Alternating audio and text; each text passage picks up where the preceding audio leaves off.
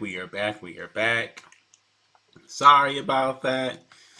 It was just moving way too slow with that Twitch virtual camera. So okay, everyone, we are back. So sorry about that. Well, not really. I got to get my money too. But moving on. So, like I said, we're gonna do this debt ceiling. Um, I've heard things. A lot of people, general consensus is people are really kind of judging or grilling Biden so far. So he has basically the main thing that what he's done is put this off against next year. So next year he does not technically have to worry about doing this. He can focus on campaigning and not have to do this debt ceiling. So that's probably the biggest win for Biden himself personally. As far as for we the people, we shall see. Basically, from my the hot takes and things like that I have seen and heard and read about this debt ceiling is that for the regular everyday Americans, we really end up with nothing. Nothing really changes for us. This mainly affects bigwigs, and it will later affect us because of how it affected these bigwigs. Right. So this is what I was talking about when I say we need to think forward. So we as a collective over here, where I want us to think forward and think like how is this gonna affect us long term. So let's start. This is it's a bill. It starts off saying a bill. The short title is to provide a responsible increase to the debt ceiling. Okay. To be enacted by the Senate and the House of Representatives of the United States of America in Congress assembled. And it is cited as the Fiscal Responsibility Act of 2023. So you may know it as debt ceiling bill, whatever, but the official name is the Fiscal Responsibility Act of 2023. So it has a table of contents. The table of contents is broken up into sections here. It is a little long. So a limit to federal spending. We have discretionary spending limits for discretionary category. So that's for that. The adjustments that's going to be made for the fiscal years of 2024 and 2025, special adjustments, and budget treatments for previously enacted emergency requirements. So that's where they revise the stuff that they did before. Um,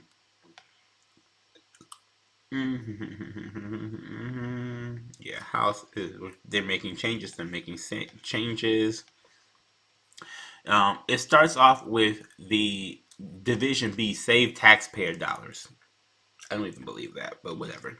So we have the recession of unobligated funds. So unobligated funds is basically the things that they weren't obligated to pay as per Biden's ruling. So that's another thing that people were saying that Biden was doing really, really savvy or really, really well or whatever, is that he would not let them touch certain things. A lot of Republicans wanted to, in act of cutting spending in places, cut spending for Medicare and Social Security and things like that.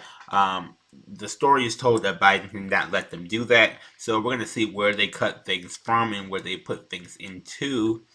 Hint, hint, hint. We're going to see some big numbers, and military is more than likely going to be on here. Okay, so we have Division A, limit federal spending for a discretionary category, right? So, in general, Section 251 of the Balanced Budget and Emergency Deficit Control Act of 1985 is amended in paragraph 7B by striking "and" at the end, and by number 2 inserting after paragraph 8 the following for fiscal year 2024. So, A, for revised security category.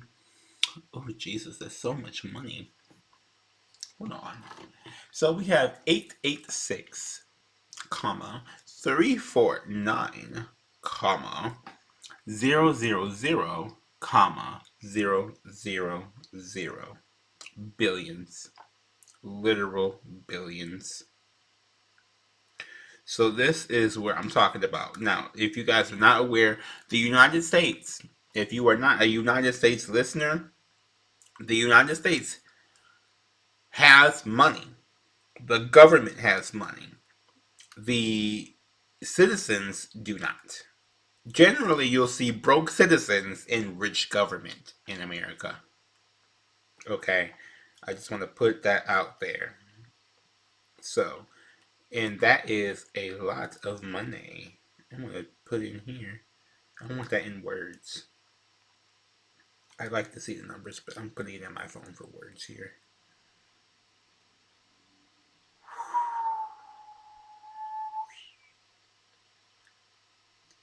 Millions of dollars, yo.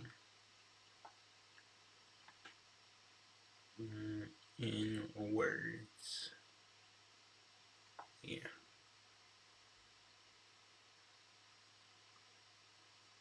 Hmm. It's not doing it anyway. But it's basically 886 billion. $886 billion is the new budget, and revised for the non-security category $703 billion. 703,651,000,000 in new budget, and that is supposed to be for the non-security category, right? And for 2025, they have basically almost $900 billion. It's the official number is 895,212,000,000 in new authority, and for the non-security, it is 710 billion with a B, 688 million for the new budget authority for 2025. Okay, and I don't have like my I should have had like a big mouse or something so I could you really point it out where I want to. They have a draw thing on here, but this is like huge numbers here. Huge, huge. They'll be huge. The numbers are huge. They're huge. Yeah, do the gotta do the hand in the face. Anyway, so confirming amendments to adjustment, continuing disability reviews and redeterminations.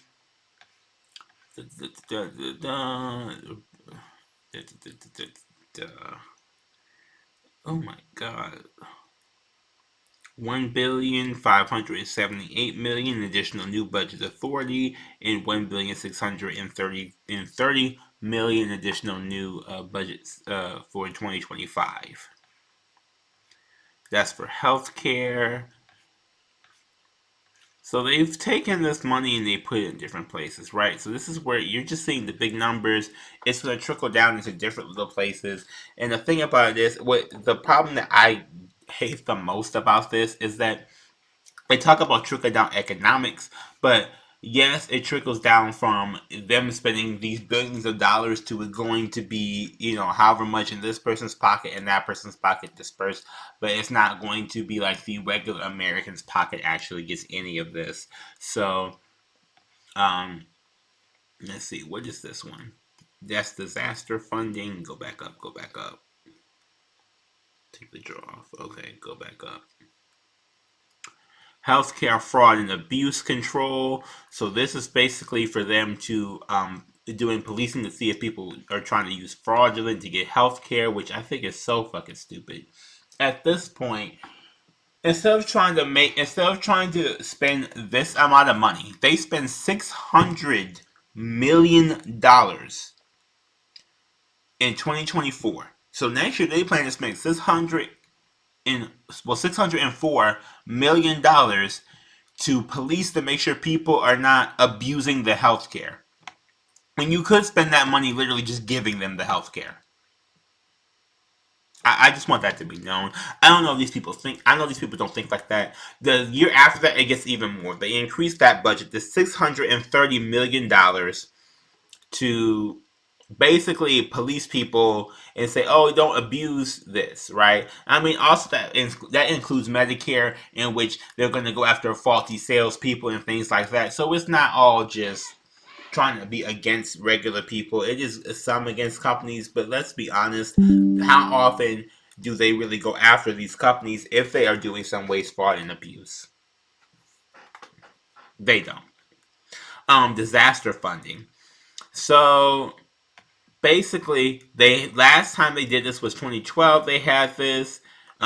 So they're just putting this off. This is the thing that makes me kind of um, because they're saying, oh, Biden gets a big win because they're not doing this on like a yearly basis. So the last time they did this was was basically like 10 years ago, right? Obama was president when they did this, so it's like I don't think that's a win. I think if anything, this is something that should be done on a yearly basis anyway. I think that's just a good practice for like in general, to go over where they're spending and to redistribute that money into programs that really need it. Now, is it going to programs that really need it? I don't know.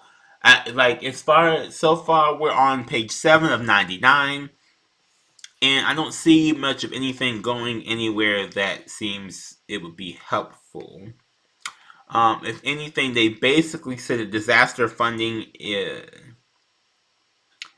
has not changed much, except for they changed the years from 2012 to 2021. Now for 2024 to 2025, they provided, disaster assistance if people went through a natural disaster and things like that. There's re-employment services and eligibility assessments. This is basically to get people, back into work and to make sure they're okay to work. We have 265 million and for 2024 and 271 million for 2025. This is confirming amendments related to the sequestrian reports of the Balanced Budget and Emergency Deficit Control Act. Again, this is the same thing. They're just changing. Basically, they said everything still stands. We're just changing years and dollar amounts. But these dollar amounts are very, very interesting to see where they even go to. It like even in layman's sense. So let's see. We're going to get money off the Treasury appropriation for cost of war toxic exposure fund. In addition to amounts otherwise available for such purposes, there are appropriated out of any money in the Treasury not otherwise appropriated for investment in the delivery of veterans' health associated with exposure to environmental hazards, the expenses incident to the delivery of veterans' health, and benefits associated with exposure to environmental hazards in medical and other research relating to exposure to environmental hazards. Environmental hazards. So, this is when people talk about the vets. So this is probably something that, again, I'm not sure if they cut this or not because they don't give us the previous numbers in this bill. They're at 20,268,000,000. That becomes available on October 1st in 2023 and remains available for the next 5 years. So it's like, yeah, that sounds like a big number, but again, that's spread out over 5 years. So that's really about 4 billion a year. Is that do people? Is that I don't know what they were spending before on that. So and I'm not. If this is already going to take too long for me, I'm not going to go through the previous bill and this bill together, which is what really we should be doing. But again, I'm not getting paid. That's Congress's job. I'm just going through this for. I think everybody needs to know. 200. Excuse me. 24,455,000,000 will become available on October 1st of 2024 and remain until September 30th of 2029. So still same year period, although there is a big overlap of several years. So I don't know how that's going to work out, but yeah. The Commerce Non-Recurring Expenses Fund, out of money for the Treasury, that is 11 billion to carry out programs related to government efficiencies in 2024 and 11 billion in 2025. They've seemed to standardize that one at least. They are required to report it for public law. Statutory pay-go scorecards. The budgetary effects of this subsection shall not be entered on either pay-go scorecard. Remain pursuant to Section 4D of the Statutory Pay-as-you-go Act of 2010. Okay. Balanced Budget and Emergency Deficit Control Act. This is the main thing that they're talking about. Here we go. So, additional spending limits for purposes of Section 302A5 of the Congressional Budget and Impoundment Control Act of 1974 and the following applicable fiscal years, the following discretionary spending limits shall apply. So this is when these overlap years, basically. So in 2026, there is $1 trillion, 1,621,959,000,000. For 2027, it is $1,638,179,000,000. For fiscal year 2028, it is 1,654,560,000,000. And for 2029, they have put into the budget to spend $1,671,106,000,000. So much money. So let us see where it is going. Let us see where it is going.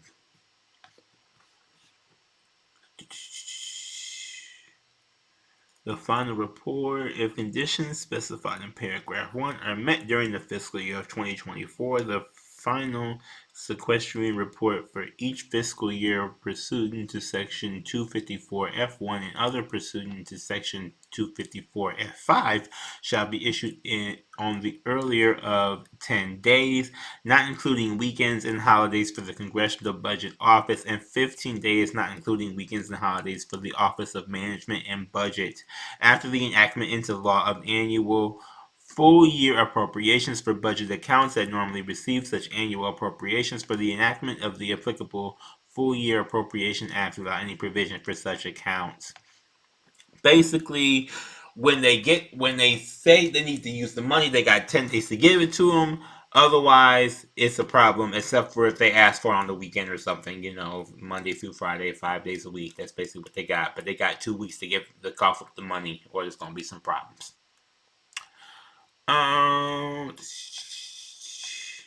Yeah, we're going to go. This basically saying the same thing for 2025. You got 2 weeks to cough up my money. Bitch better have my money. Hey. Bitch better have my money. Hey. Yeah, for an emergency amounts designated by Congress. So we're 16 pages in. And there's not really much talking about here. And like I said, there's not much for regular people in general anyway, but forgive me, I have been talking. I am going to take a bite out of my veggie corn dog now, which is actually very good.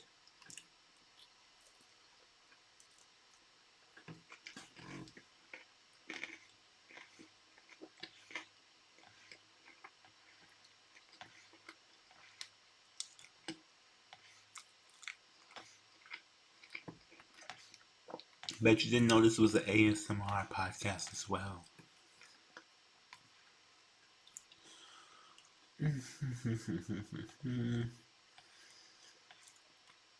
Adjustments, yeah. Like I said, I'm going through this live, so if it's like a lot of dead air, I do apologize, but most of the stuff is not really anything to really know about.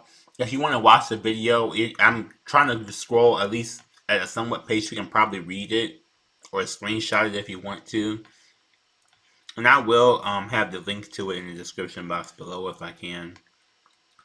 or even in the podcast description if I can.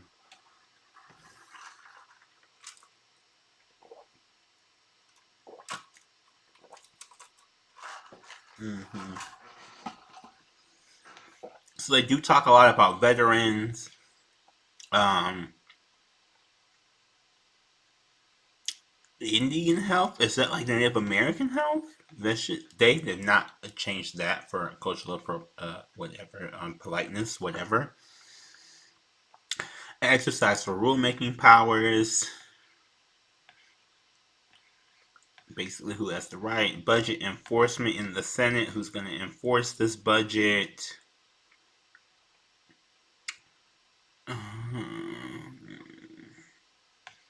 Yeah, ooh, all the way through 2033. So they had to pass this quickly. They didn't get to go through everything. So I'm assuming that the next time I do this in 2025, um, because remember they skipped 2024. Biden did get to skip that next year, but they're gonna go through more things. And I think it's really just delayed because honestly, you see how it was delayed before. They really just delayed it, and the only reason why they really want to go back and revisit it is because they want to find some things to cut more money on.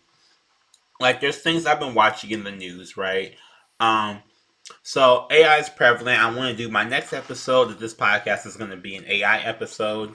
I really want to do an AI episode, talking about all the new releases and things that have come out because of Google, Apple, Microsoft all have their conferences. Apple was the last one; they were the last, horse across the race, kind of as usual. But I want to talk about the new things that's coming with them and all the things that they've put out and what that means for us. But one of the things I saw in the news is that they're trying to use military. Almost everybody's trying to use AI in some way, shape, or form. The military is also trying to get in on that. So the military is trying to join AI. So they're really trying to put all their money in that.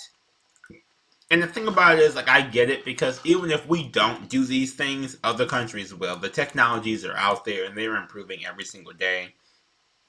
I don't want to be a technology snob.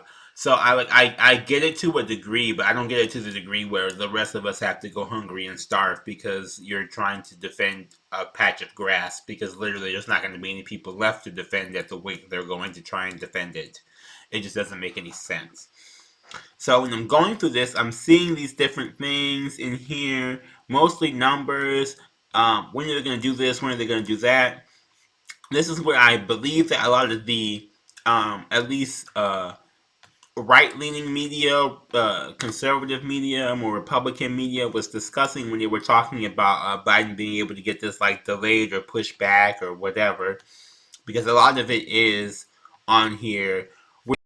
This like little words here and there from the previous act, and everything else we're gonna really just go through later on and change later on and go through later on. Like most of this is just stating, um, in 2025 we'll do stuff. 2029, 2034. So this is what I mean by it's important for us going forward because if you see these things like this in these bills, what this generally means is that no, it doesn't really do anything for me today, but 5 years down the line, when a politician says, oh, I can't do this because of some obscure reason that you won't understand, this is the reason why and it's not something that we won't understand, it's because they put it in the law, like, so, like, there are things that Biden can't change that Trump enacted, and Biden can't change it because of the way that they're put in. Same thing with Trump with things that Obama did, and down the line it goes. So there's really like it's kind of sad because as each president kind of comes along, it becomes a little bit they get a little bit less power in a sense because there's so many limitations and things put on different things and at the same time they should be given not necessarily more but the ability to change these things and not have these things set in stone, but a lot of these things are like this where it's like, oh, they're set in stone until whatever, like the great time capsule. So like now they have this set budget for this time and they have to stay within this budget for whatever, no matter what crazy fancy thing comes out or what some other random country does, they're kind of stuck on this level.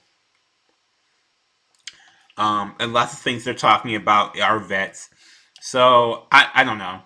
it's one of those things where you hear people talk about all the time that they're not supporting the vets, they don't care about the vets, and maybe the vets or veterans are where they pull money from for a lot of these things, but right here it's showing that they're talking about them a lot, and it doesn't seem like, if anything, it seems like there are more protections for the vets than anything else like that.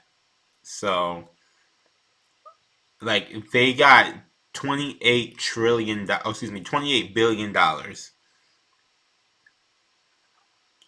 So, like, I personally am not in the. I'm not in the. They don't take care of the vets. Path, or I'm not in that camp. We're 30 pages in. 30 pages in.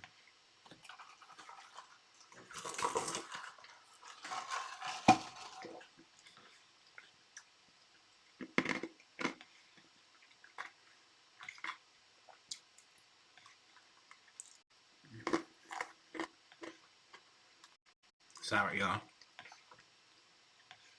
So yeah, this is where it says like rule making. They have this section here about changing the rules and when can it be changed and who can change it, and of course all these other things. So all of these things you would honestly, if you think about it for like 5 minutes, they're kind of standard. So it's nothing really like outlandish or jumping out to me here.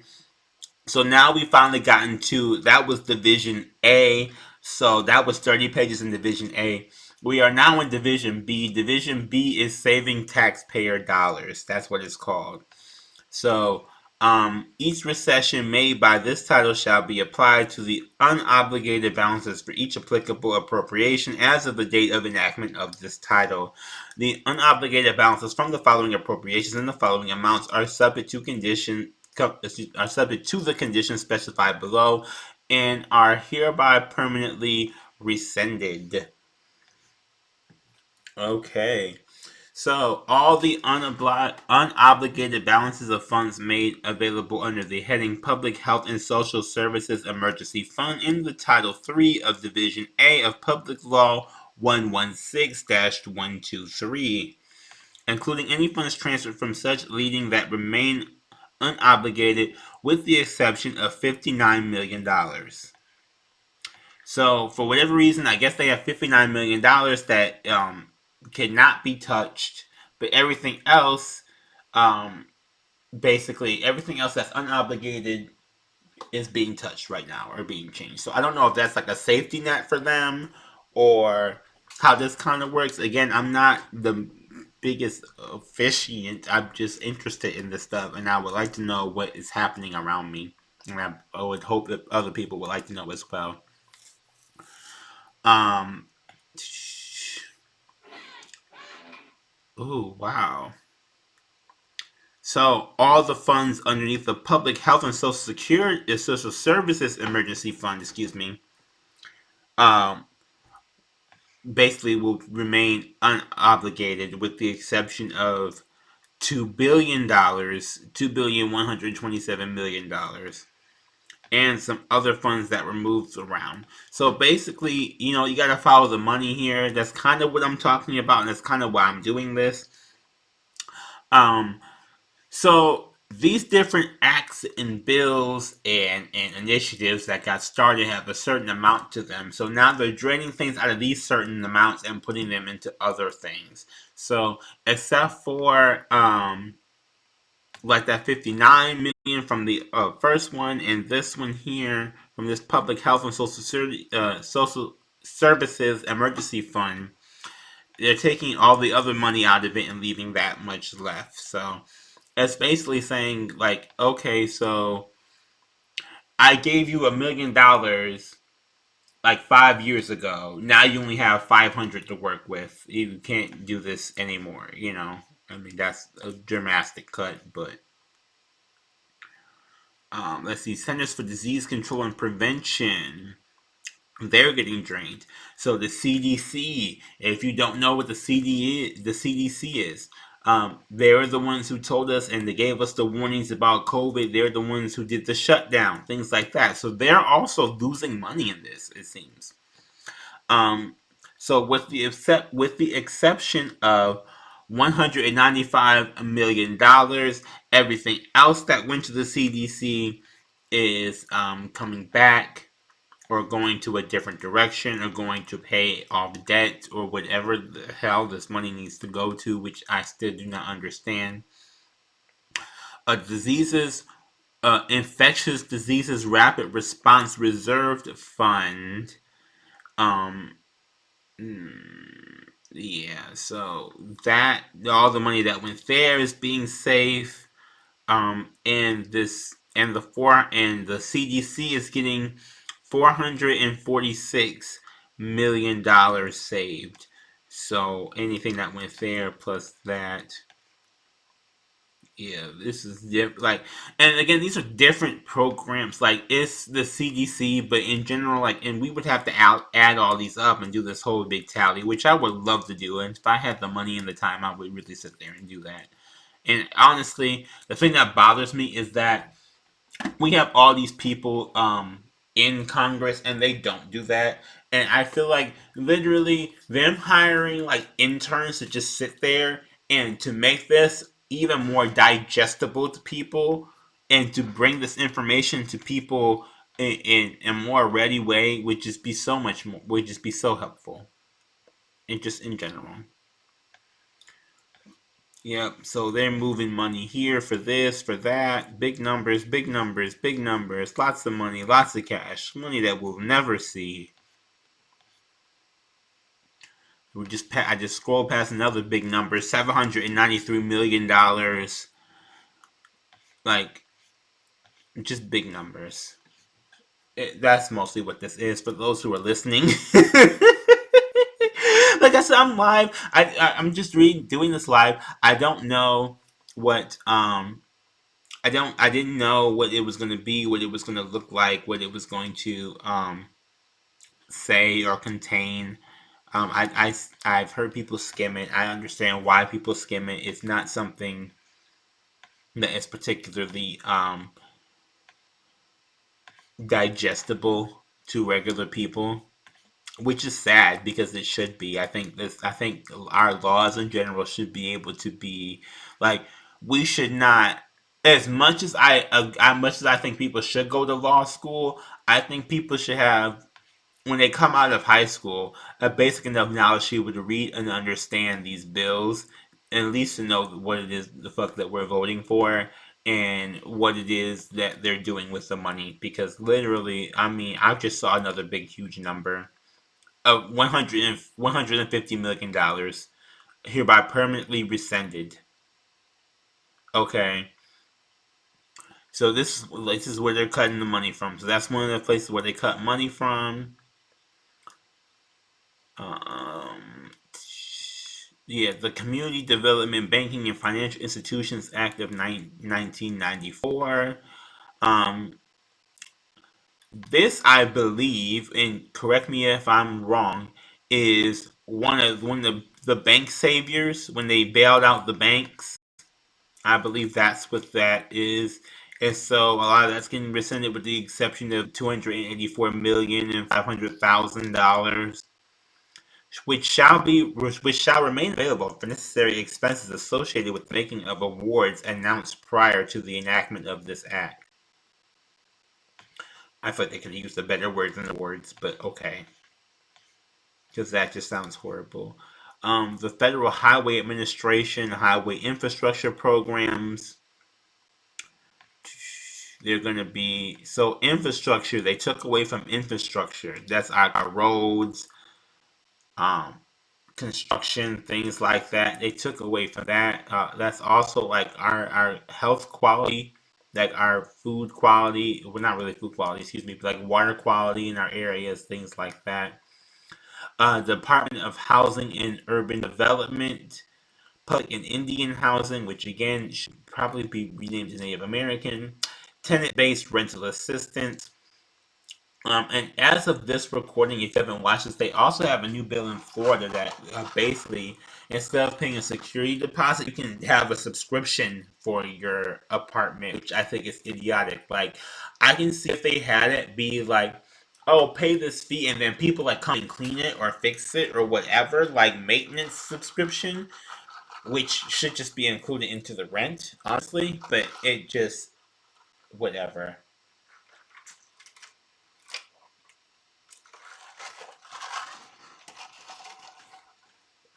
Mm-mm.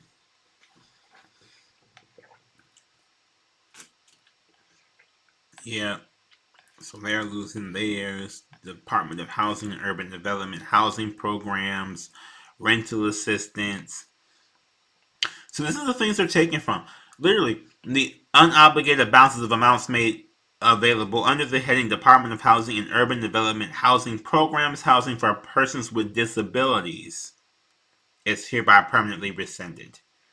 So they're cutting housing for whatever, like they're cutting housing. What was the other thing I just said? Like they cut disabled people's housing. Like if you don't take anything else away from this, they cut infrastructure. They're cutting disabled people's housing. Like if you are disabled, they just cut the fund. Biden just cut the fund for you to get housing. If you have rental assistance or if you still need help with rent, these rising rent prices, they just cut programs to help assist people with rent. So I don't know why they want people to be homeless and diseased, but that's literally what they're saying from this bill. I want y'all to catch that so far. So far, they said we're going to have terrible roads. They're cutting things for our roads, cutting things for like our air and water quality, which kind of goes into infrastructure a little bit. They're cutting things for housing, the big cuts for housing, it seems like. All of the programs to help people get housing have just been cut. Like a lot, well, not all of them, but a lot of these programs have just been cut. Um, Department of Transportation, Office of the Secretary, Salaries and Expenses has hereby permanently rescinded. Unobligated balances of amounts made under the heading Department of Transportation and Essential Air Service, Federal Aviation Administration, grants and aid for airports. So now, people who travel by air, they basically are cutting like airplane spending, airline spending. That's what I was trying to think of. Excuse me. Ooh, this ketchup. Excuse me. I'm gonna take another bite.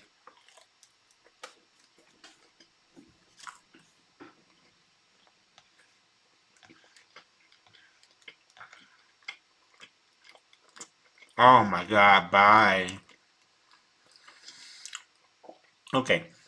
Section 39, Department of Justice General Administration Justice Information Sharing Technology has been rescinded. Department of Defense Procurement Defense Production Act purchases has been rescinded. That is $61,381,230 permanently rescinded. The only reason why I read that amount is because that amount was given. The rest of the amounts were not given. So I find it just a little suspect on either way. The Department of Defense has a number. I'm not sure if that's to track the military spending or if that is because that's the only amount they were allowed to get and the rest of the budget is still going there. So I like to point that out. Department of State Administration for Foreign Affairs, diplomatic programs, those are getting rescinded. Department of State's Educational and Cultural Exchange programs, bilateral economic assistance, Department of State Migration and Refugee Assistance, bilateral economic assistance funds appropriated to the president, international disaster assistance rescinded. Basically, almost everything I did to help everybody during COVID is now rescinded. And a lot of these things, a lot of people, depending on where you are, a lot of people may think, okay, well, COVID's kind of over. Some people don't think it's over because I don't like it's never really over. Personally, I feel as though a lot of these things, whether COVID was there or not, a lot of these things were helpful to a lot of different people, a lot of different citizens, a lot of different people in the world, and whether they were of our country or not, or were trying to come to this country or not. And that a lot of people, from my understanding, were hoping these things would become permanent and not get rescinded. But they're apparently getting rescinded, which is really just horrible as far as for where we are now. So again, all these different things. So now, mind you, I want you all to keep this in mind above all else. We are 58 pages in out of 99, so we are halfway through it. Um, when you hear Biden talk about when he goes to be reelected, talking about he's going to fix the roads, you can literally look him dead in the face and be like, "No, the fuck, you're not. You literally just took money away from the roads." Well, you can say when he says he's going to support the vets. No, you're not. When he says he's going to be doing, what is it? When he says he's going to be getting us housing or more affordable housing. No, you're not. You literally took money from these programs to do these things. And whether or not it was your idea or his idea or whoever's idea it was, the point of the matter is this is the bill that got signed. So all these people who are depending on these programs, whoever signed this bill has just become the enemy for these people. Independent Agency Small Business Administration Emergency EIDL grants. So, um, basically, if you were a small business and you were using this to get money, Federal Communications Commission salaries and expenses cut, rescinded. What else is here? So much, so much, so much. Administration for Children and Families, payments to states for child care and development block grant. So this would be this is the federal pays the states to pay for certain things, right? Depending on how they go, the states determine how much they need for each person, depending on like their state prices and things like that. So the federal government gives the money. So for children and families, the Administration for Children and Families, people might know them as I believe these are the same people who are fighting for the tax, like the child tax credit type things like that. Basically, for child care and development, that has been rescinded. And the thing about this is that they say hereby permanently rescinded, which is the part that really gets me, right? So this is what I was mentioning before about when they say, "Oh, we can't do this," or and you see them talking out of their ass. It's because they go through and they have a law like this. And the thing about it that pisses me off is that so many people want these older politicians. Oh, they have so much experience. Most of these people who get into these offices or that you see on the TV or on your news or wherever else they are trying to if they're campaigning for whatever reason, if they've been in politics and they want to run off experience, they have experience doing this. They have experience cutting things from people who need them to serve whatever interest that they have or whatever interest that the people on the other side of the aisle have. And none of it is really to serve the interests of the average everyday people, like the disabled people who just got their housing cut. Which I like literally just reading that is like horrible to me just to even see that. Like I can't even like so you mean to tell me little Susie with the peg leg is gonna have to lose her fucking house because these people want to put money into what? And does not and so far does not say where the money is going. It's just saying what is being cut. And we are now 50 pages in out of 99. So we're more than halfway through. And there's more being told about what's cut and where it's going, which I don't like. I mean, there's a certain way the government people write their bills and their documents. It's just, ugh. Department of Education Departmental Management Program Administration permanently rescinded. Oh my gosh. and so many other laws. They're just cutting things here and there. Um, Basically, everything from Section 2000, excuse me, 6002A of Public Law 117-2, all but 22 million. Again, I read that number because that number is the only one that is showing as far as a dollar amount. Um, Again, by Section 2101A of Public Law 117-2, all except for basically $2 million for the Office of the Solicitor within the Department of Management account, and and amounts allocated for the Office of Inspector General under paragraph. So again, they're taking care of their own people in a sense. General Service Administration, General Activities, Federal Citizen Services Fund, rescinded. Uh, uh, and again, I don't know everything. Railroad Unemployment Insurance Act. So if you guys don't know a lot of railroad workers are very unique in that not only do they get their own special type of insurance, but they get their own special type of unemployment. They get their own special type of everything. So they are a little bit different. And it shows here that that has been permanently rescinded, all except for $500,000. So this, to me, just strikes me as retaliation for the strike that has happened, or what's going to happen for railroad workers.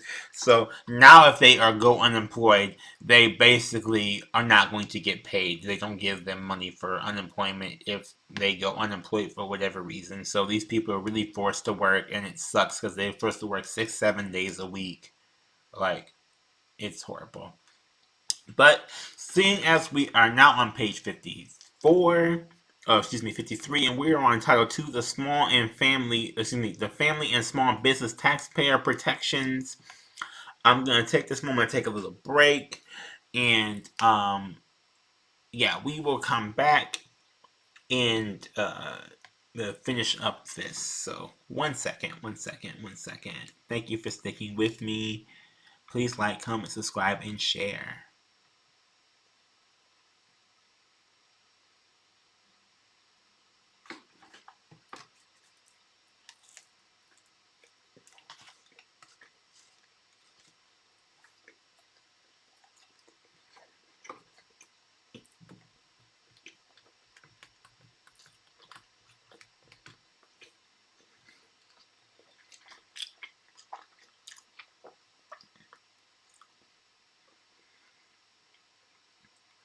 Hello, everybody. Hello, hello, hello. Thank you for listening to the Shadow Cast, the podcast discussing all things hidden in the shadows. Today, we are going to be advertising IASO tea. If you don't know, IASO tea is this beautiful instant tea that you can put in your water, your juice, your coffee. I mean, they actually have a coffee one too, but moving on. You can put in these different things, and it helps promote cleansing, your body's natural cleansing. So what you do is you put this in there, you mix it up, you're gonna get your drink, and depending on what you got. There are flavor, well, there is a flavor. They had more flavors. Now they're down to the fruit punch flavor. And you take that, you might end up in the bathroom, but it cleans out your system. So it's important if you are looking someone who is looking to basically cleanse out your system. You're looking to basically revitalize, rejuvenate yourself. Do pick this up. Links in the description box below, or in the podcast description. And yeah, it's also on my link tree under Total Life Changes down at the bottom. Thank you all, and you all have a blessed, wonderful day. Back to the show.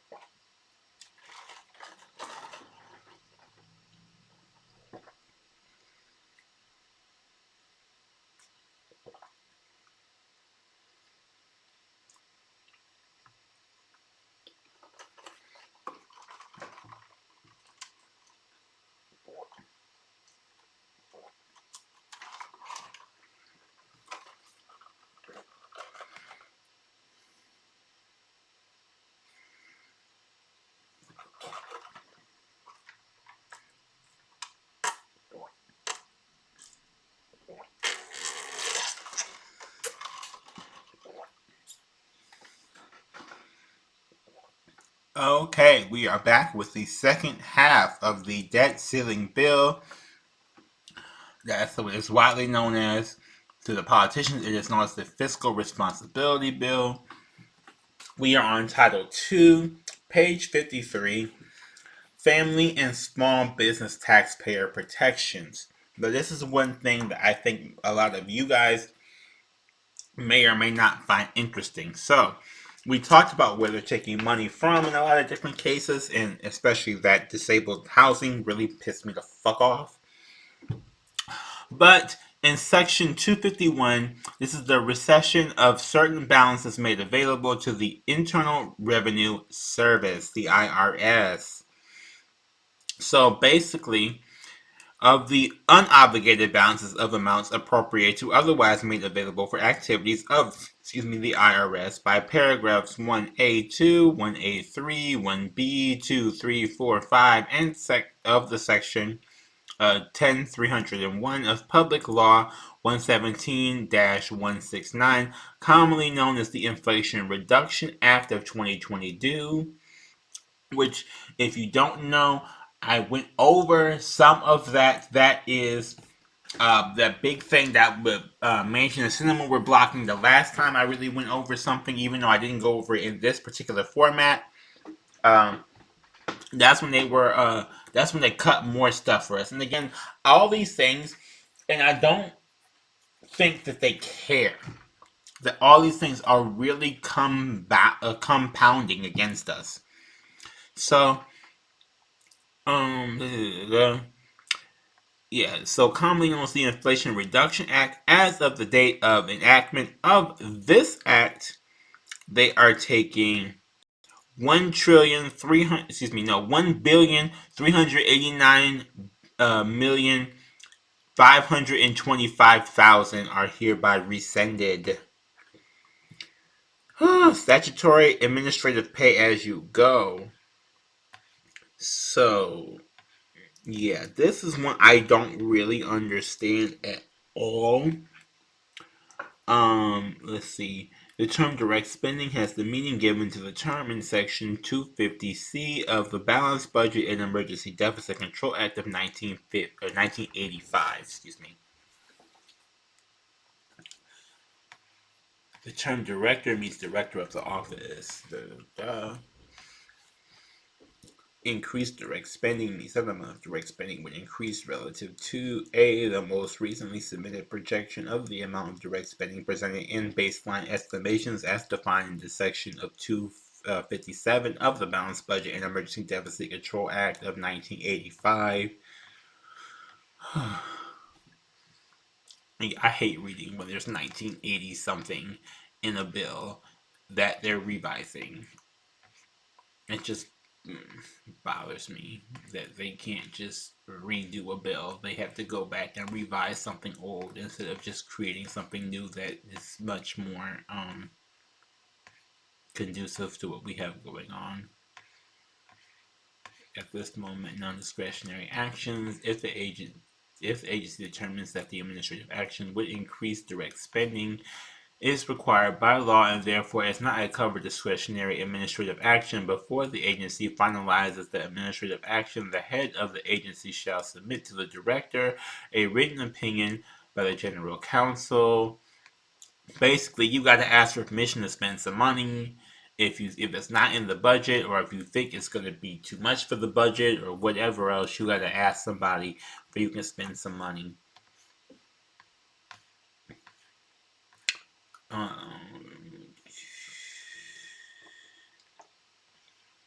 They can waive something. Any waiver determination under the section will be published by the Federal Register. Exemption. This title should not apply to administrative actions with direct spending costs of less than $1 billion over the 10-year period beginning with the current year, or $100 million in any given year during each 10-year period. So if you make $1 billion in 10 years, or if you make $100 million a year with, like, at any point, then this stuff does not apply, and this expires on December 31st, 2024. So January of 2025, which it kind of sucks. So this basically, whoever does get elected, which so far the candidates are basically Marianne Williamson, who is, until Bernie Sanders announces his running, is my personal favorite right now. Um, and again, if Bernie Sanders announces it's that he is running, I have not seen that announcement yet. If he does announce it, or if he has an announcement and I have not known, that would be my particular choice. But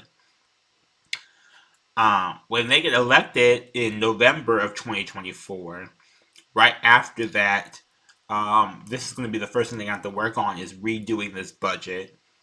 Because again, this title shall expire on December 31st, and January 1st, they're going to have something new here for this. So, again, this is for the IRS, where the IRS is getting their budget cuts, I guess, or what they're not taking anymore. Termination of suspension of payments on federal student loans, resumption of accrual of interest and collections. Title 4. This is where it gets sad.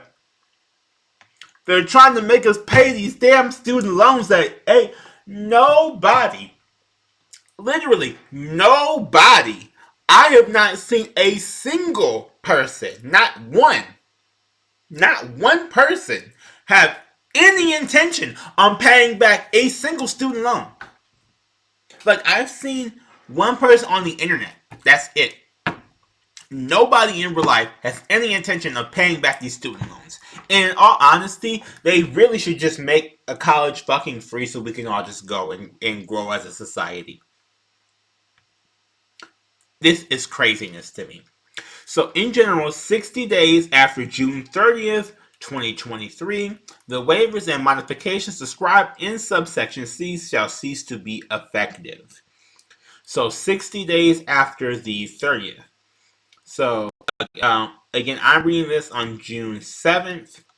So the 30th. So that means we have July and we have August. So basically, if it is exactly 60 days, then we have until August 29th, basically, because there's 31 days in July. Or we have like 29, 30th, basically by the end of August, which is even worse because if you think about all these people who do have kids, that's when their kids go back to school. So right after they get through scrounging whatever they need to get for their back to school shopping for their kids, now they're going to say, oh, well, now the kids are going back to school. You wanted to pay your student loans at the same time, which is fucking horrible. Uh, oh, God. Oh, God. This is even worse. So, part B to this, prohibition, except as expressly authorized by an act of Congress enacted after the date of enactment of this act. So, unless they do something now, after this is already in effect, so they have to do something between now and August 31st, basically. I mean, it's really like August 29th, August 30th, but they have to do something between now and the end of August. But the Secretary of Education may not use any authority to implement an extension of any executive action or rule specified in subsection C. So they can't, unless they pass something else. If this gets all the way to the end of August, there's no more extending this. No more extending the payoff. No more extending any of this. And from what it looks like, no canceling either, which sucks. So they do have these student loan websites and things like that.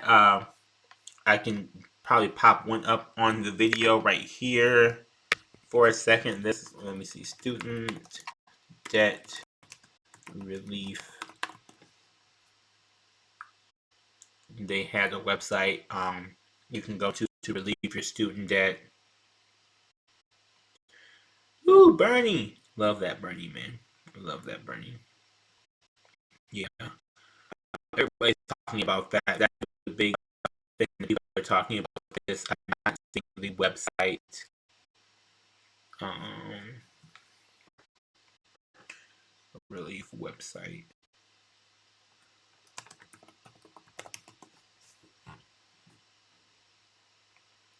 Yeah, student debt forgiveness website. That's what I want.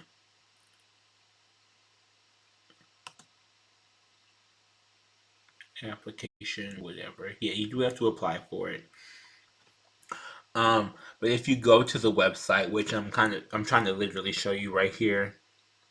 Um, all this is news. I don't want news. I literally just want the freaking website. Oh, I'm in the news section.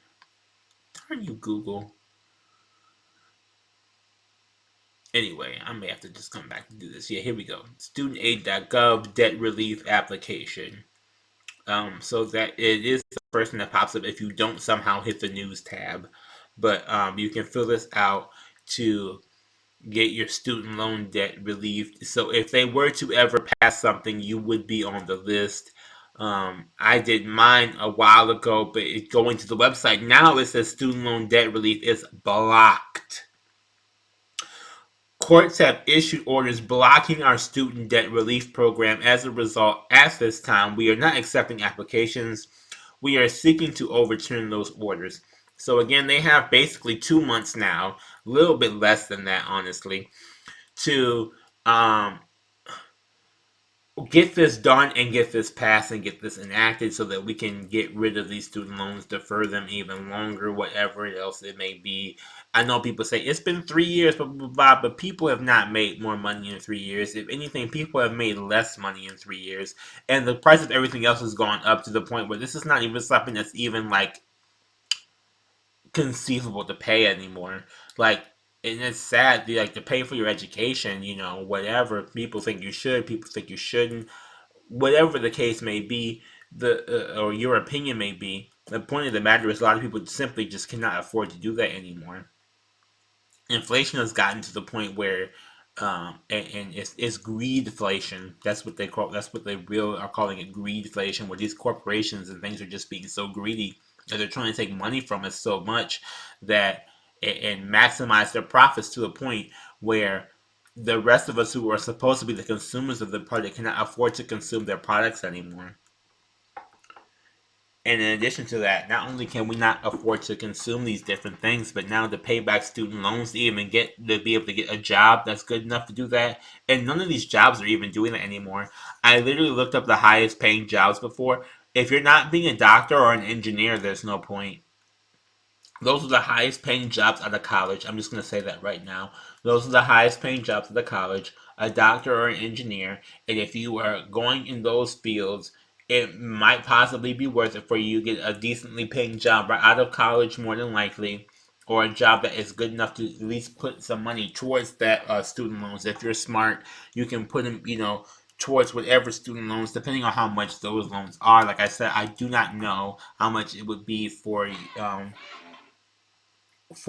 that particular college or what college you go to, things like that. But generally, today in this day and age in 2023, it's from my understanding that if you're not going, if you want to go to college, that's nice, but don't expect to um, live a rich and high life or something without student loan debt, or even think that you're going to be able to pay off your student loan debt unless you are going to become either one of those two things, a doctor or an engineer.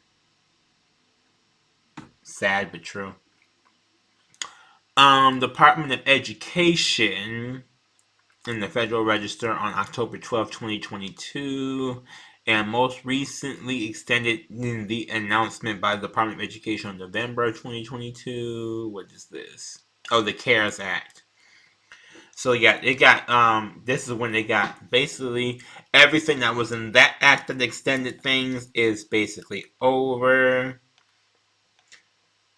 Division C, grow the economy. Title 1, temporary assistance to needy families. I'm afraid of what this is going to be. Section 301, recalibration of the caseload reduction credit. Section 407b3 of the Social Security Act, 42 USC 607b3 is amended in each of the subparagraphs A2 and B by striking 2005 and inserting 2015, thereby just extending shit by 10 more years and not really changing anything, just putting shit off. And it's the problem that I don't like, because these are the same politicians, whether Republican or Democrat, whatever. The majority of them are corporate fucking bought anyway. So really, it doesn't really matter what's like. They're all wearing the same damn suit. My point is that they love to kick the damn can down the road, and they love to talk about other people for doing that. Oh, you're just being lazy. You pick up yourself up by the bootstraps, whatever, blah, blah, blah, blah, bullshit that they say. And they really just kick the can down the road again and again and again and again, and prolonging things again and again and again and again, holding things like dangling the carrot in front of our faces over and over again. So they just basically just changed it and said, "Oh well, 2005. We're just going to change this to 2015. Just 10 years later, we still got the same thing going on." That's not really great. I don't think having the same thing go on for 10 years in any way, shape, or form exactly the same is is good no matter what. I just don't. I think there should be at least some form of change. Uh, Duration: the pilot under this subsection shall be in effect for 6 fiscal years, with 1 year to establish benchmark data and negotiate targets, and 5 years to measure performance against the targets, and shall supersede the requirements under 407 for such fiscal years, notwithstanding any provision of law. So this is the thing that I don't like here. So basically, they are watching us. We are lab rats. They're studying us. We're gonna put this. We're gonna have you guys repay stuff for a while, see how it goes. If you guys aren't able to do it or whatever, because we're making it increasingly harder for you to be able to do any of this shit, then we will we're just gonna wait 5 years and see how that's going. And if it's not going well, then we're gonna see what we can do. But for right now, you guys still have 5 years. 5 years of payments that people already can't afford to pay is death. Literal death, garbage burger. Collection of performance data. Each state selected under paragraph 1 in consultation with the Secretary shall collect and submit to the Secretary data on the performance of the state operating such a pilot program. So states are supposed to report what is going on, how they're doing, how these payments are being made, if these payments are being made, and what is happening there. I believe this is still part of the IRS section as well. Not later than 12 months after the date on which the programs under this section have terminated, the Secretary shall submit a comprehensive report to Congress on outcomes achieved under such programs. So this is just data collection.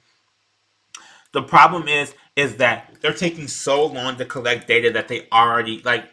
Oh, they're saying, "Oh, we'll give you 5 years and we'll negotiate there," but you already know what the answers are. You already know people cannot afford to pay this. So it's like, well, we'll see how well people are making these payments 5 years from now. And it's like, but you already know how well they're able to not make these payments or not able to make these payments. Um. Oh God. Okay, so the elimination of small check schemes. So, special rule regarding calculation of the minimum participation rate. The Secretary shall determine participation rates under this section without regard to any individual engaged in work in a family that receives no assistance under this part and less than $35 in assistance funded with qualified state expenditures. Bullshit. So basically, the minimum participation rate, if you're participating in this, right, they're basically saying that a lot of this they're counting if you participating in this. If you are getting, you're not participating in a lot of this stuff if you are getting less than $35 in assistance, like for state assistance. Reporting performance indicators in general, each state in consultation with the Secretary shall collect and submit to the Secretary the information necessary for each indicator described in paragraph 2 for fiscal year 2025 and each fiscal year thereafter. Indicators of performance. The indicators described in this paragraph for a fiscal year are the following: percentage of individuals who were work eligible individuals as of the time of exit for the program, and those who are unsubsidized in the program. This is that work requirements. So again, if you now they're making work requirements for aides, right?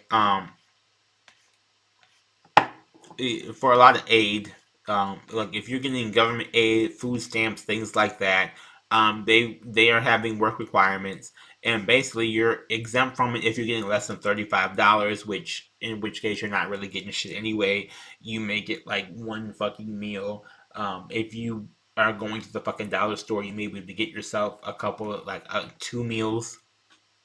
You know, if you're getting something like that, but they want to make sure you're employed or that you're working, which is stupid because the people who are on these programs are not people who aren't working. These are people who are working and still need the other money. That's the majority of people that I've ran into that are even on these programs. They're not just sitting in the house. They're doing something, or if they are sitting in the house, it's because they're working from home. Let's see. Work eligible individuals who were work eligible individuals at the time of exit from the program who obtain a high school degree or its recognized equivalent while receiving assistance under the state program funded under this part within 1 year after the exit. The state program under this part ceases to receive assistance. So exit just means that you no longer are in the program, like you're out of the system. I guess that's what they call it, the exit. They're so old. Um, we're on page 67. So we're getting along here. Regulations in order to ensure nationwide compatibility or comparability, of data. The Secretary, after consultation with the Secretary of Labor and with the states, shall issue regulations governing the reporting of performance indicators under this subsection. So basically, they're going to make you work. They're going to make you work to get your benefits, and judging by how many people are going to work and how many people are in need of these benefits, they will reappropriate what goes to where and who gets what. And this is where it can sound hopeful, but again, look at who we're dealing with and what is going on. So they're going to make you work for this, blah, blah, blah, blah, blah, blah. You get a certain amount of money. They have not raised minimum wage. So more and more people are probably going to fall underneath the umbrella of being, of needing these benefits. And so many people are working anyway. So I feel like as much as I feel like they're trying to kick people off, they're trying to say that, oh, they're just sitting there, they're not doing anything. They're trying to collect all these. They're trying to collect, food stamps. Because the next thing is literally is SNAP. It's supposed to be like supplemental nutrition and things like that. Yeah, Food and Nutrition Act of 2008. That's what SNAP benefits are. So they're trying to kick people off of food stamps, basically. If you're not working, if you have to work to get food stamps, which is like, I don't know. I mean, I think that's just fucking terrible anyway. Like, in a minute, like I can see in the next couple of years when people start hunting squirrels because they can't afford food.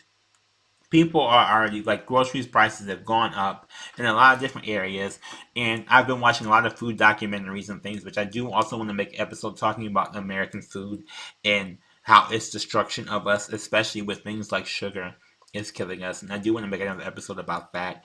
However, this is a lot of that they're going through here. So the next part here that we have, in general, the Section 603 of the Food and Nutrition Act of 2008 is amended to read as follows by striking subparagraph and inserting the following under 18 years of age, or in fiscal year 2023 over 51 years of age. fiscal year 2024 over 53 years of age, in fiscal year 2025, and each fiscal year thereafter that over 55 years of age. So again, they are putting age into this and changing, and you see how they're increasing the age every year for this. So increasing the age in which you it's again, I would have to read this the one there's because they're just taking it in and out, and they not put the original there for context. By striking the period at the end and inserting a colon and adding the following: a homeless individual, a veteran, and an individual who is 24 years of age or younger, and who was in foster care under the responsibility of the state, and of a state on the date of attaining 18 years of age or such higher age as the state has elected under Section 475B 8B3. So this is another thing a lot of people don't know. I mean, people know I was adopted, but a lot of people don't know if you were adopted or something like that, or something like that. Technically, you were in foster care, but a lot of things do not apply to you for the government unless you were older in foster care. So a lot of people think that you know, if you are in foster care, if you put your child in foster care for any way, shape, or form, being or reason, that there's certain benefits that they will get because of these different things. But and chances are, unless they stay in foster care, which is not the ideal for a lot of these children, they don't get these government enhancements for things. So it's kind of like if you were 18 and you were still somehow in foster care, um, that's when you would be able to get some of these benefits, or do one of those do these things. Application for state agencies, applying for it. Basically, you have initial certification. You have to recertify after 90 days. That is important to know. So a lot of people, I worked for Michigan's Medicaid and state assistance programs and things like that. A lot of people don't know about recertification. That is something that has happened. So now it's basically federal law. They're saying you have to recertify every 90 days, which is basically every 3 months. The amendments have been made. The subsistence shall cease to have effect on October 1st in 2030. So basically, uh, we have until all this stuff applies until October 1st of 2030. Modification of exemptions. Yeah, this is just things that previously changed, changing.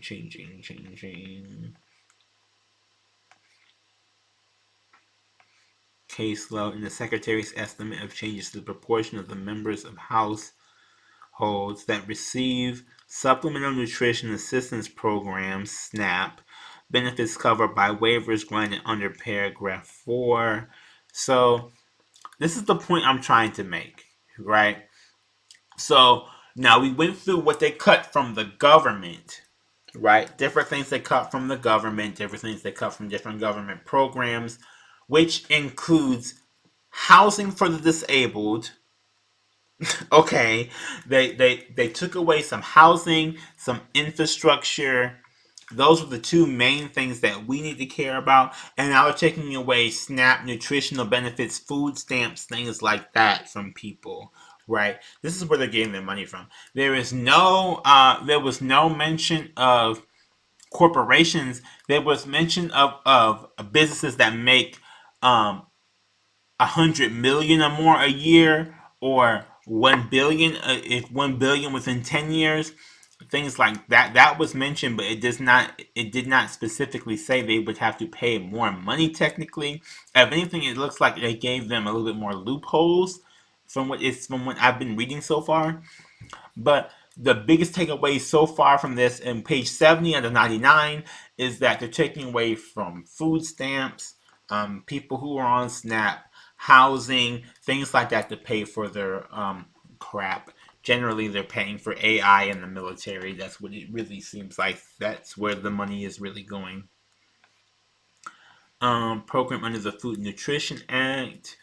Adding to the following, this program includes as a purpose to assist low-income adults in obtaining employment and increasing their earnings.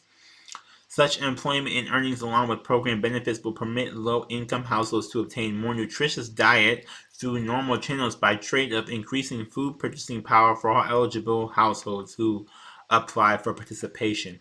Here's the problem with that. So I was listening to another podcast, and they were talking about how yes, the people give us money, but that money is not going towards healthier options because the healthier options are still too expensive for the amount of money that they give us. Whereas yes, you can buy something healthy. They don't necessarily say you have to buy these more healthy things with this money, nor do they reduce the price of the healthier food options. So people, and we've all seen it, and we've all been around people who've done it, who take the food stamps and go buy like a bag of chips or something that's not necessarily the most healthiest thing for you to have, but they go and do it. Technically, I think that the majority of the time they think or they have the intention that if you're going to the grocery store versus going to fast food, that the grocery store is just that is healthier. But in a lot of times, in a lot of ways, it may be like health. It may be yes healthier, but not healthy enough to really count towards it being a nutritional benefit that's given to us by the government. You know what I'm saying?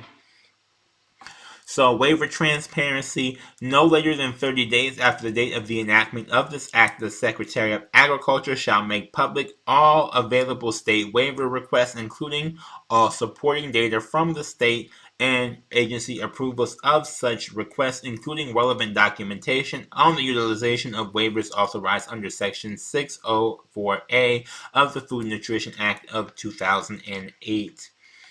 So basically, more data tracking.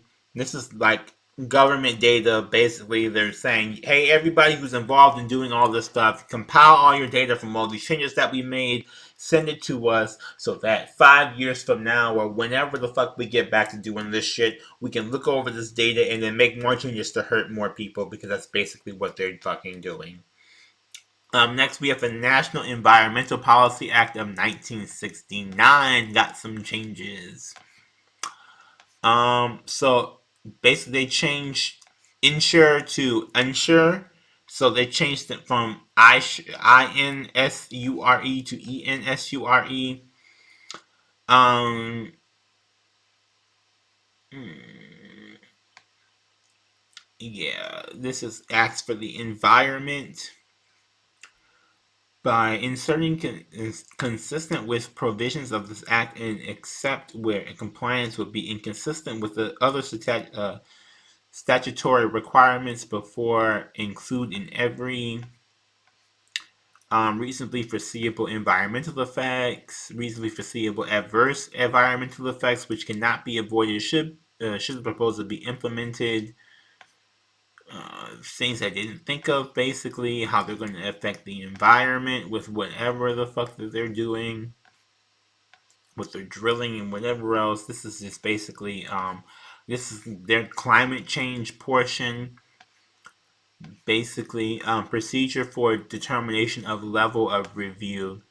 Threshold determinations. An agency is not required to prepare an environmental document with respect to the proposed agency action if the proposed agency action is not a final agency action within the meaning of such term in Chapter 5 of Title 5 United States Code. The proposed agency action is excluded pursuant to one of the agency's categorical exclusions. Of another agency's categorical exclusions consist of Section 109 of this Act or another provision of law. So we're now on page 75. Um, mm, yeah, basically, they're basically on here is the whole thing saying that you should need to think about the environment before you do anything, or before you enact anything. Which it sounds nice in theory, but in reality, we all know they're not really thinking about the environment that deeply. If in general, if there are two or more participating federal agencies, such agencies shall determine by letter or memorandum which agency shall be the lead agency based on the consideration of the magnitude of agency's involvement or the project approval or disapproval authority. So basically, if they're trying to work together, who's going to be in charge? They're so worried about that stuff. And I mean, I can see how it is important, especially when you're dealing with those type of people who are very insistent and very pushy and very gonna by hook or by crook gonna get you type of thing, right? So it is important to like establish some form of hierarchy in that. It rings to me as such a you know y'all want to be able to say this person is in charge, but the more that we keep going on this path, the less that these people are really even in charge of. Like, the less there even is to be in charge of because things just keep dying and things just keep getting, like, and not in a positive way either, you know? Um, Yeah, receive a request no later than 40 days after the date of submission of a request under subparagraph A. The council shall designate the lead agency with respect to the relevant proposed agency action. You got 40 days to respond. This is that request for public. Each notice of intent to prepare an environmental impact statement. Oh my God. Request for public comment on alternatives or impacts and on relevant information studies analysis with respect to the proposed agency action. So basically, if there's something going on with the environment, um, you have to put in like information about what's going on. You can't just like basically just spread facts out there. I mean, spread lies. You're supposed to spread facts. Please spread facts. That's my misspeaking. Um, yeah, a lot of environment stuff that does not seem to really be sponsor preparation. A lead agency shall prescribe procedures to allow a project sponsor to prepare an environmental assessment or environmental impact statement under the supervision of the agency. Such agency may provide such sponsor with appropriate guidance and assistance in the preparation. The lead agency shall independently evaluate the environmental document and shall take responsibility for the contents. Bribery. So this is basically, say you're Coke and you want to sponsor a study for the environment, and they're basically saying the sponsor with guidance and assistance for the preparation, right? Like, the sponsor is really able to kind of like tell them what to say in a sense. Oh my God. Environmental impact statement not later than the date. 2 years after the sooner.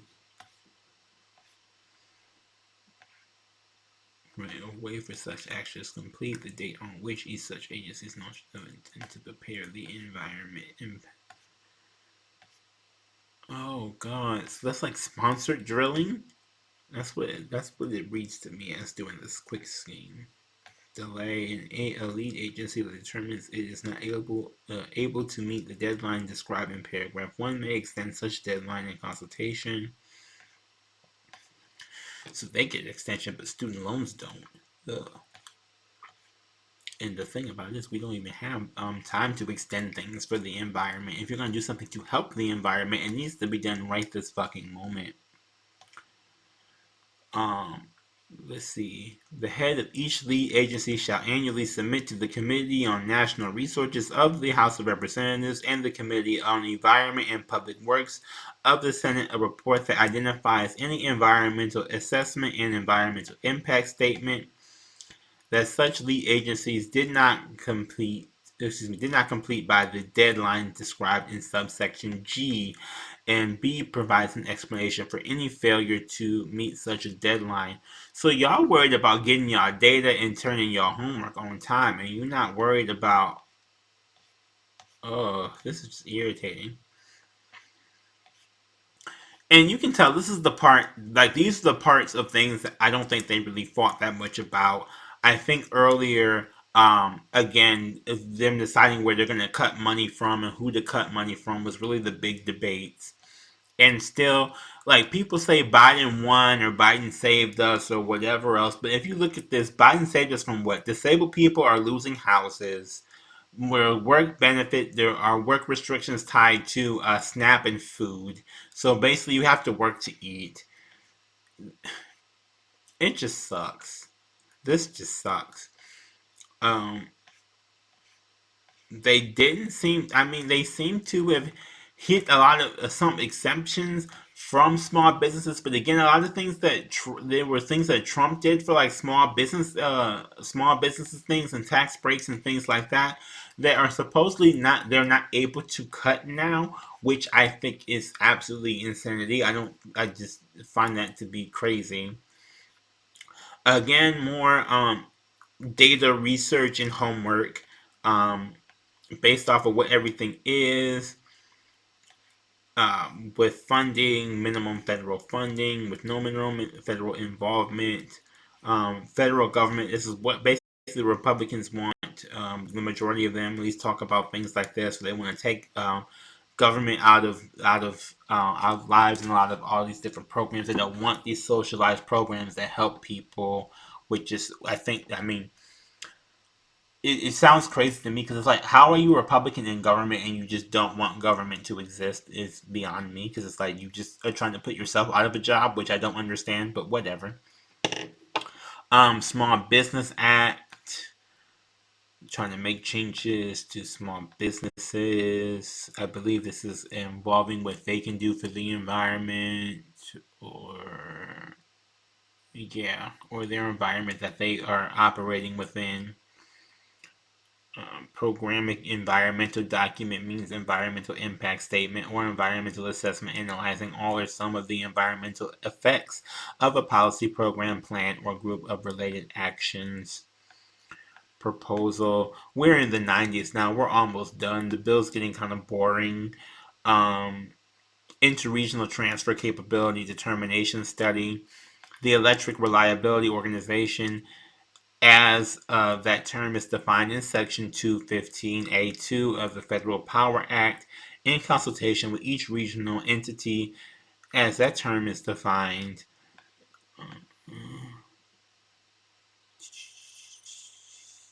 Of such, each transmitting utility, as that term is defined, has facilities interconnected with transmitting utility in the neighboring transmission planning regions shall conduct a study of total transfer capability as defined in this other section. All the stuff is leading somewhere else. It's just a big web. Current total transfer capability between each pair of neighboring transmission planning regions. Again, this is like power companies, things like this that seem to would be more affected by this, but they're doing with the environment, what their regulations are, if they even, yeah. The Federal Energy Regulatory Commission shall publish a study, the study required in subsection A in the Federal Register and seek public comments. So again, they're studying how much power people are using and what ways are they using it, things like that. Um, Now, a lot of people get afraid because they think the government is going to know like what they like. The government, even though they do these studies like that, they're not that in depth. And not that they couldn't be. I do believe they could be. I just don't think they're smart enough to even do that.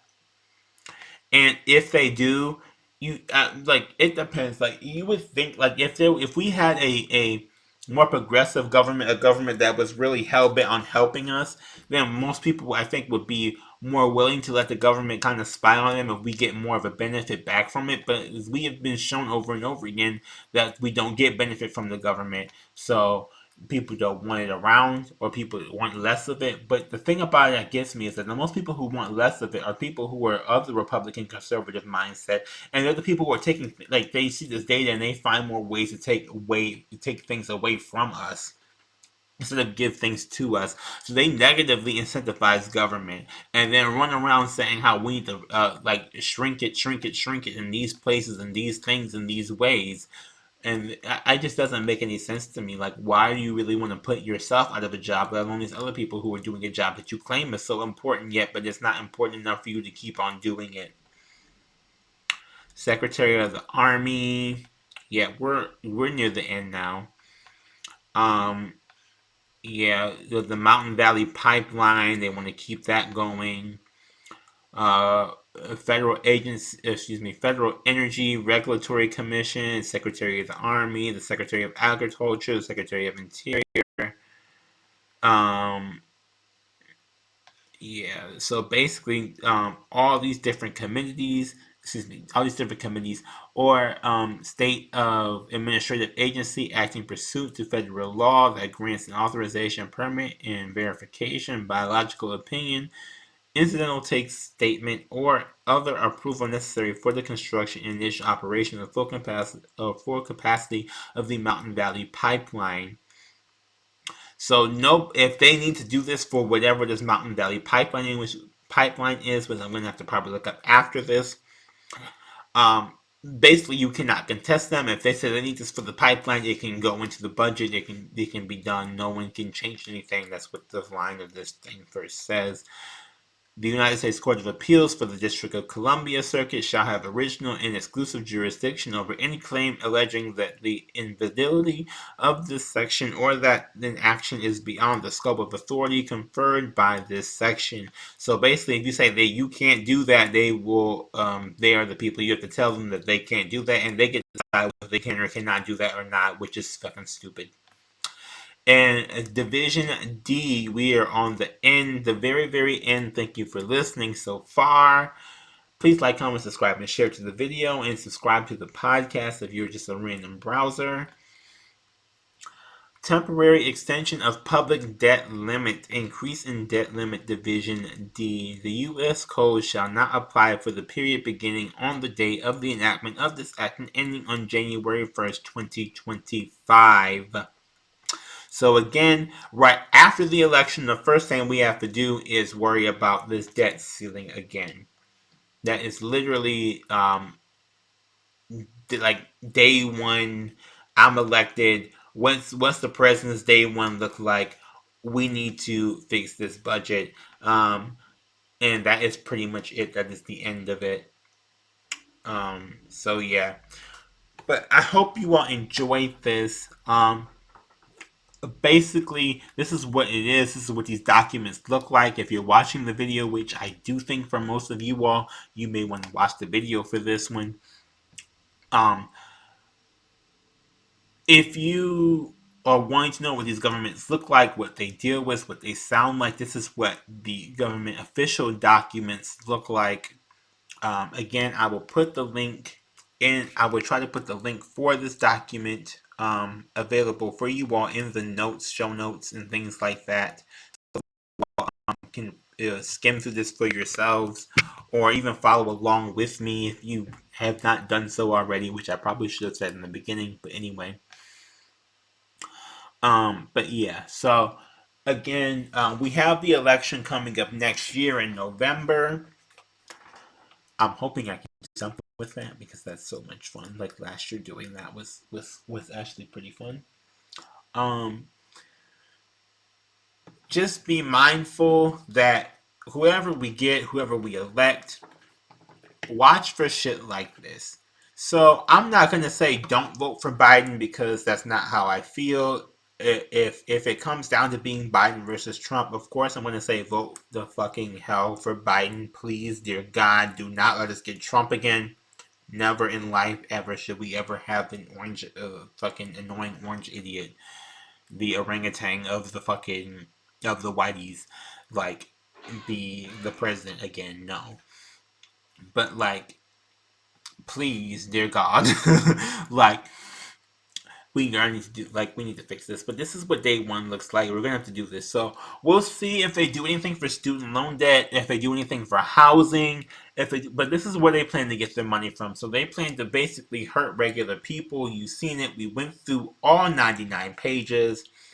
They basically plan to get the money from regular people, from everyday people, from people who can't afford to lose it, people who need food. No longer do you get food. The military needs new AI blast, like new fucking AI robot cannon thing or whatever. So we're gonna have to take money from Susie. You don't get to eat tomorrow, and I'm sorry that you have a peg leg, but not only do you not get to eat, but you're not going to get to have your house anymore either, because we have to take that because we have to kill somebody overseas who's already probably in your same freaking predicament as far as their health problems or something like that. But they have better health care because the government cares more about them, and we have to kill them because it just shows that, you can't be alive and not the way we want you to be, which fucking sucks.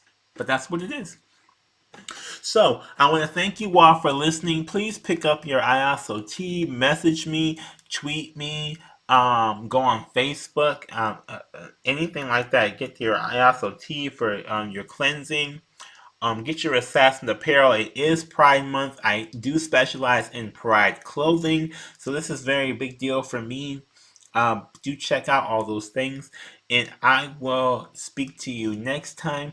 Thank you, thank you, thank you for listening, participating, watching, whichever it is that you do, and I hope you have a blessed and wonderful day. Bye bye. Assassination!